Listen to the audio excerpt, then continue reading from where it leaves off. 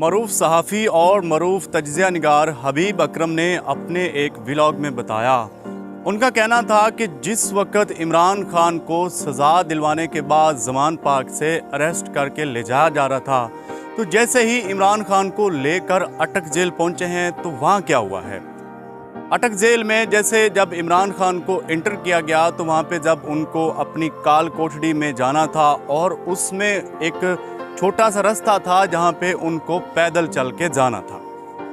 اب ہوا یوں کہ جیسے ہی عمران خان کو وہاں پہ گاڑی سے نکال کر اس پیدل رستے پہ لے جایا گیا تو جو جیل میں قیدی تھے انہوں نے عمران خان زندہ باد، عمران خان زندہ باد کے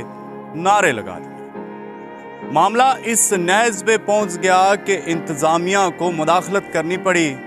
اور زبردستی لوگوں کو خاموش کروانا پڑا۔ وہاں پر ایک صاحب تھے، انہوں نے بڑا ہی خوبصورت جملہ کہا، انہوں نے ساری صورتحال کا مشاہدہ کیا اور اس مشاہدہ کرنے کے بعد ان کا یہ کہنا تھا کہ بڑے بڑے گنہگار بھی عمران خان کے سچے اور حق پر ہونے کی گواہی دے رہے ہیں۔ یہاں پر بڑے بڑے گنہگار ہیں جن کا کہنا ہے کہ عمران خان بے گناہ ہے، لیکن یہ ایک فرمائشی سزا تھی جس کی کوئی بنیاد نہیں تھی، اخلاقی طور پہ بھی اور قانونی طور پہ بھی۔ عمران خان کے ساتھ صرف ایک بدلہ لیا گیا ہے،